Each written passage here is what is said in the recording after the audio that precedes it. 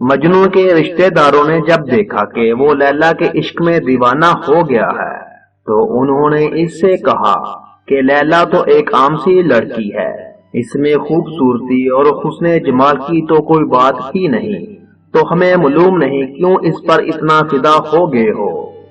ہم ایک سے ایک خوبصورت لڑکی تمہارے لیے لا سکتے ہیں، ہماری مانو تو اس لیلا کو چھوڑو، اس طرح تم بھی اس عذاب سے نکل آؤ گے اور ہمیں بھی لوگوں کے تانے نہیں سننے پڑیں گے۔ جام عشق پینے والے مجنون نے سب کی بات غور سے سنی، پھر یوں جواب دیا، صورت ایک پیالہ ہے اور حسن شراب ہے، تمہاری نظریں پیالے پر پڑتی ہیں اور اللہ نے شراب حسن کو تمہاری نظروں سے چھپا دیا ہے، تم بھی اس شراب حسن کی ایک جھلک دیکھ لیتے تو لیلا کے عشق میں گرفتار ہو جاتے۔ مجنوں کی آنکھوں میں آنسو تھے، اللہ بڑا کار ساز ہے، ایک ہی پیالے سے کسی کو شہد، کسی کو دودھ، کسی کو زہر پلا دیتا ہے۔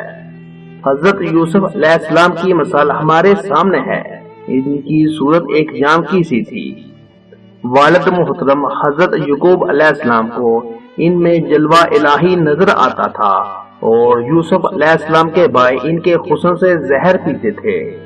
زلیخا نے اس پیالے سے شکر کا شربت پیا تھا۔